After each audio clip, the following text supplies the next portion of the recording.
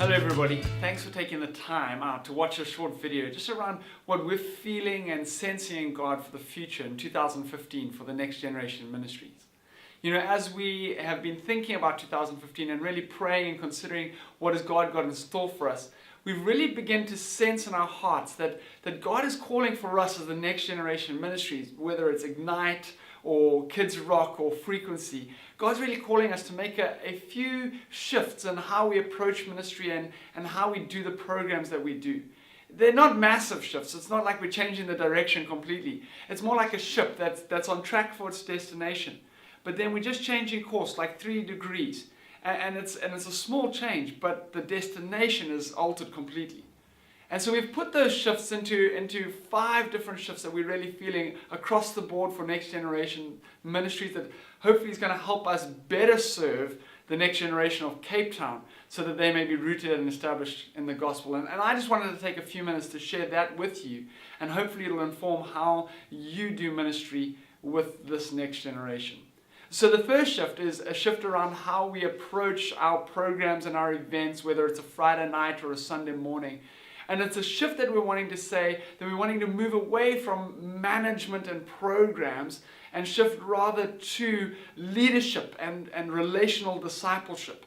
Now that's not to say that everything on this side is bad, and please don't hear that. We still need to manage these programs well, and the programs aren't going to go away completely. But we want there to be a shift. And to say, actually, those programs are there to serve us relationally discipling the next generation. And in order to do that, we want to have strong leadership.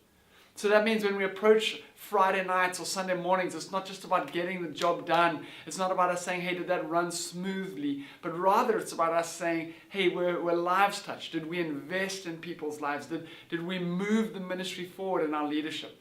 So there's this shift from management and programs towards leadership and relational discipleship. The second shift that we want to see is more in my role and the role of the leaders of the various ministries. We want to see a shift away from just being really admin heavy in those roles to being really leadership muscled up, a real muscling up of leadership in those roles. We don't want to just be stuck behind computers, sending emails and bashing out rosters, and creating programs and doing forms and all of that. No, we want to be strategically thinking and saying, how can we move these ministries forward? And so that means for each one of us, no matter what your role is, I would love for us to have the mentality of saying, hey, how do I contribute to Rondebosch Friday night frequency moving forward? How do I contribute towards Durbanville Kids Rock moving forward from a leadership perspective? We want that shift to happen. So we are being intentional about growing this ministry and becoming more effective as we reach the next generation.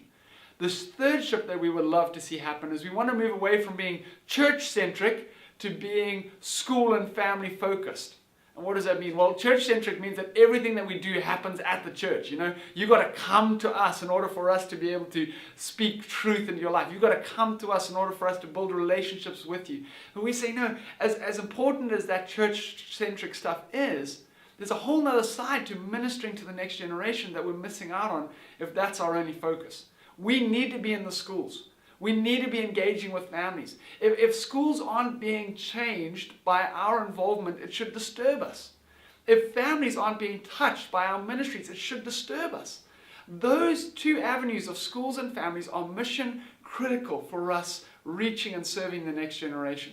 So we want to see this shift of saying, hey, we're not only going to just focus on what happens at the church, we want to focus on how do we impact schools, how do we impact families, how do we partner better with parents. So that's the third shift. The fourth shift is kind of an organizational shift in our minds. It's a shift away from being just a city-wide support system to being a congregationally owned ministry. Let me explain that a bit more. At the moment, in the past, in the last year, it's been very much that we as a Kids Rock base team serve the whole city of Kids Rock ministries. But there hasn't been a high level of ownership in each congregation with the eldership. The same for Frequency, the same for Ignite. But we would love to see that shift. We would love to see actually congregational eldership teams taking a greater sense of ownership in the different next generation ministries. We would like there to be a greater sense of ownership within those ministries at each congregation. So Constantiaberg, the Ignite and the Frequency and the Kids Rock, you guys partner together really closely. And you say, how do we do this thing together? Because we're one ministry in this congregation. So it's a high level of ownership from the elders, but also from us teaming together in each congregation, having a vision of what God wants for that congregation. And the fifth and the last shift that we would love to see is we'd love to see a shift away from head knowledge towards experiencing God. So head knowledge is just saying, hey, as long as they know about the Bible, as long as they get information, then we're doing our job. But that's not really what discipleship is all about. Discipleship is all about them experiencing God. It's about truth changing their lives. It's about them applying the Bible. It's about them realizing that a relationship with God is tangible and experiential and it's real. And so we would love to see a shift in our minds of saying, hey, we're not just about transferring information. We're about lives being transformed. And so that plays itself out in so many ways of saying, hey, the content that we are delivering, is it just about information or is it about life change? The way we facilitate response moments, is it just about, hey, do you remember what we've taught? Or is it about, are you going to go deeper and really experience God working this into your life? I mean, there was this really great story from Durbanville Kids Rock a few weeks ago where we had a moment where we asked the kids and invited them and we said, hey, we want to just create a space for you to hear God. And so we played some music and we asked the kids to close their eyes and just say, God, please, won't you speak to me now? And I mean, we're talking about here grade 2 to grade 5s. And these kids did it. For about 2 or 3 minutes, we played the song and they were all eyes closed. Some of them hands were open. It was quiet. It felt very special. And afterwards we said, hey, did anybody experience anything? Did God say anything? Did you see any pictures? And about 6 hands shot up. And they were like, yeah, I want to tell you. And we went around and the one kid said, I was praying and I said to God, God, please, will you make my mom better? And God said to her, and God said back to me, I'll get back to you. And that was incredibly cute that God actually spoke to her in that moment. And I guess it's more of a weight than anything. But then there was another kid who put up their hands and said, I had a picture. I had a picture of God. And I was on God's shoulders and we were dancing to the music of the song that we were listening to. And another kid put up their hand and he said, hey, I had a picture of the cross. And I just kept seeing the cross over and over again. And I said, well, what do you think God was trying to tell you? And he said, I just felt like God was saying to me, I love you, I love you, I love you.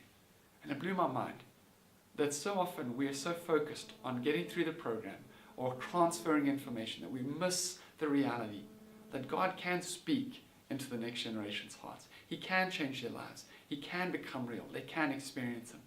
And so our heart is that as we make these different shifts, we will become a ministry that better serves the next generation so that they can be both rooted and established in the gospel.